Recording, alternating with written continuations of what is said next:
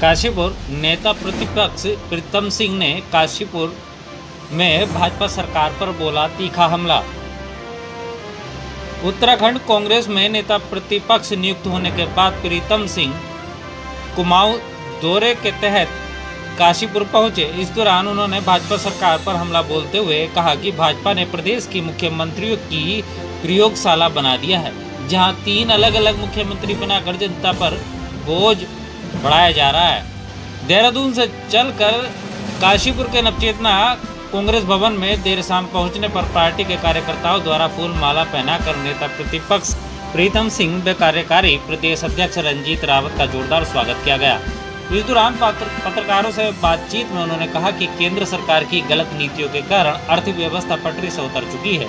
राज्य सरकार को रोजगार के अवसर नहीं दिए हैं।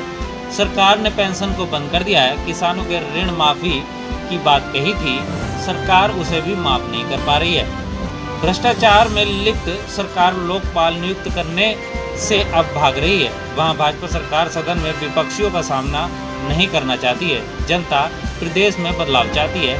कांग्रेस ने जनता के सहयोग से भाजपा सरकार को उखाड़ने की कवायद शुरू कर दी है।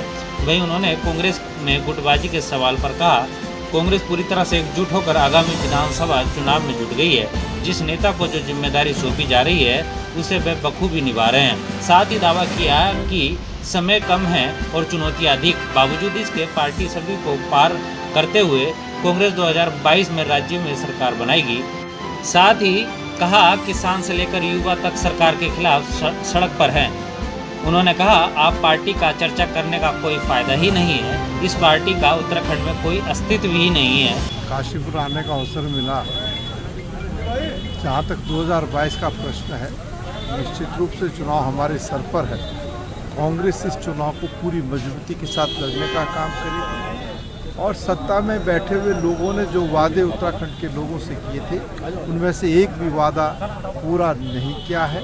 हालत बद से बदतर है। किसान सड़क पर है, नौजवान सड़क पर है, महंगाई अपने चरम पर है, अर्थव्यवस्था पूरी तरीके से ध्वस्त है, विकास के कार्य अवरुद्ध है।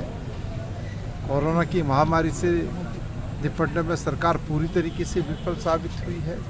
आज हालत ये है कि सरकार सर से पांव तक भ्रष्टाचार में डूबी हुई है। लोकायुक्त का कहीं अता पता नहीं है। एक नहीं, बहुत सारे विषय हैं। उन तमाम मुद्दों को लेकर के हम आम जन के बीच में जाएंगे और उत्तराखंड के लोग जो है भारतीय जनता पार्टी के और सरकार के चाल चरित्र चेहरे को पहचान चुके हैं, तो 2022 का इंतज़ार कर रहे हैं। इसमें कहीं पर कोई गुटबाजी नहीं है।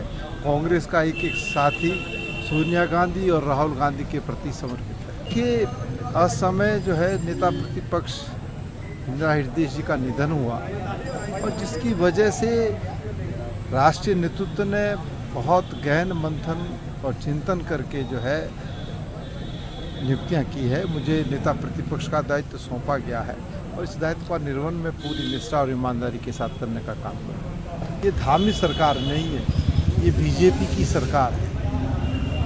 ये दिगर बात है कि सत्ता में बैठे हुए लोगों ने उत्तराखंड को राजनीतिक प्रयोगशाला के रूप में प्रयोग करने का काम किया है। जहाँ तक वर्तमान मुख्यमंत्री जी का आपने जिक्र किया, एक मुख्यमंत्री लगभग 4 साल रहे, दूसरे 4 महीने रहे, अब जो तीसरे आए हैं इनके पास समय नहीं है। ये चाहकर भी कुछ कर नहीं सकते हैं। जहाँ तक आप ट्रांसफ़र पोस्टिंग का जिक्र करा, ये कहने की बात है कि हमारी ट्रांसफ़र पॉलिसी है।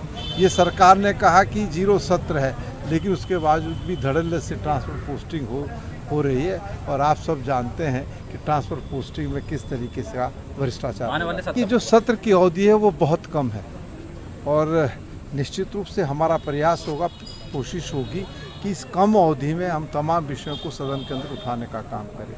लेकिन सड़क का रास्ता खुला है, हम सड़क के रास्ते जो है सरकार को घेरने का काम। आपका जिक्र आपने किया, जिस राजनीतिक दल का कोई वजूद उत्तराखंड में नहीं है, उसके परिप्रेक्ष्य में क्या कहा जाए।